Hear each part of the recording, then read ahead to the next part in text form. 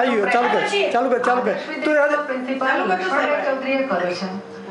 તેમણે ઇન્ફોર્મેશન ટેકનોલોજીની મદદથી ઘરે બેઠા જ વિદ્યાર્થીઓ અને તેમના વાલીઓ ખગોળીય ઘટનાઓ જોઈ શકે અને ભવિષ્યની બનનારી સૂર્યગ્રહણ, ચંદ્રગ્રહણ અને અતિક્રમણ પાટણની ભૂમિ પરથી કેવું દેખાશે તે જાણવા માટે સોફ્ટવેરના ઉપયોગથી વિદ્યાર્થીઓને માહિતગાર કર્યા છે। ત્યારે આપણે પણ પૂછીએ લક્ષ્મણભાઈને કે આવતીકાલે એટલે કે 20 માર્ચના રોજ દિવસ અને રાત એક સરખા કેવી રીતે બન્યા? સૂર્ય ક્રાંતિવૃત્ત પર ગતિ કરે છે। વર્ષમાં 2 વખત ક્રાંતિવૃત્ત અને વિષુવવૃત્ત એકબીજાને છેદે છે। જે બિંદુએ છેદે છે એ બિંદુને સંપાત બિંદુ કહે છે। આવતીકાલે ક્રાંતિવૃત્ત અને વિષુવવૃત્ત જે બિંદુએ છેદે છે ત્યાં સૂર્ય આવવાનો છે, તેથી દિવસ અને રાતની લંબાઈ લગભગ સરખી થશે। પરંતુ રાત્રિ પ્રકાશના કારણે તારાઓ લગભગ ઝાંખા થતા જાય છે, પરંતુ સ્ટેરિયો નામનું એક સોફ્ટવેર છે જે કોઈ પણ વિદ્યાર્થી કે વાલી ફ્રી ઓફ પોતાના કમ્પ્યુટરમાં ડાઉનલોડ કરી અને ઘરે બેઠા સમગ્ર આકાશ દર્શન, ભૂતકાળ કે ભવિષ્યનું કોઈ પણ ખગોળીય ઘટના નિહાળી શકે છે। વિષુવવૃત્ત અને ક્રાંતિવૃત્ત છેદે છે તે બિંદુએ આવશે, એ દિવસે દિવસ અને રાત સમાન બનશે।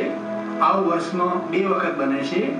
અત્યારે જે વિષુવવૃત્ત અને ક્રાંતિવૃત્ત જે બિંદુએ છેદે છે એ બિંદુને વસંત સંપાત દિવસ કહેવાય છે।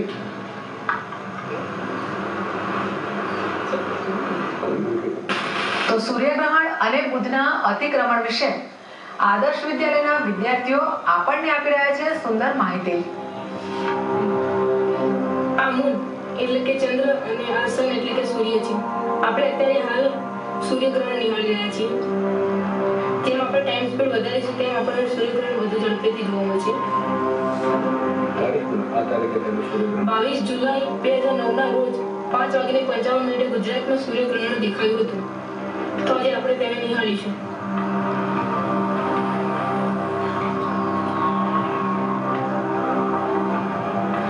આપણે દેખી રહ્યા છે કે અત્યારે સૂર્યગ્રહણ ચાલુ થયું છે।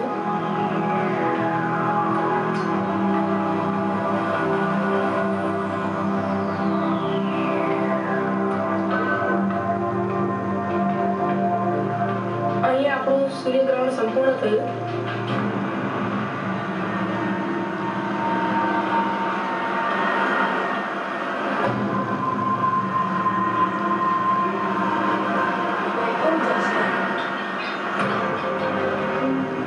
સ્કાય ન્યૂઝને અંતે ફરી એકવાર નજર હેડલાઇન્સ પર। પાટણ સ્થિત હેમચંદ્રાચાર્ય ઉત્તર ગુજરાત યુનિવર્સિટી